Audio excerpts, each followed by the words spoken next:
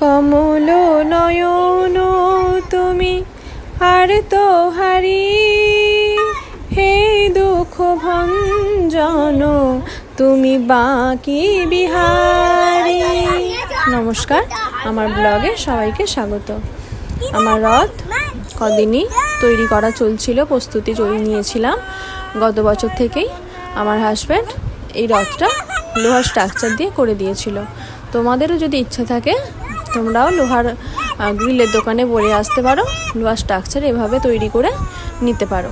তো তারপর রং করার ইচ্ছা ছিল, কিন্তু রং করা হয়নি। আমি মার্বেল পেপার লাগিয়ে দিয়েছিলাম, আর সাথে কিছু ফুলমালা আর এই সোলার মালা।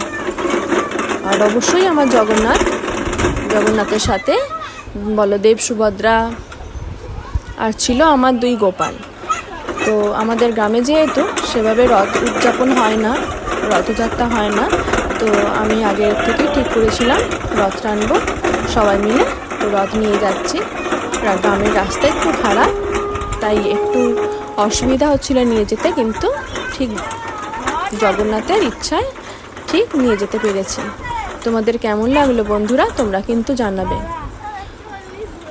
জয় জগন্নাথ সবাই কিন্তু কমেন্ট করে একবার অন্তত জয় জগন্নাথ লিখে দেবে, আর আমার চ্যানেলটাকে সাবস্ক্রাইব করে দেবে। ধন্যবাদ সবাইকে, ভালো থাকবেন।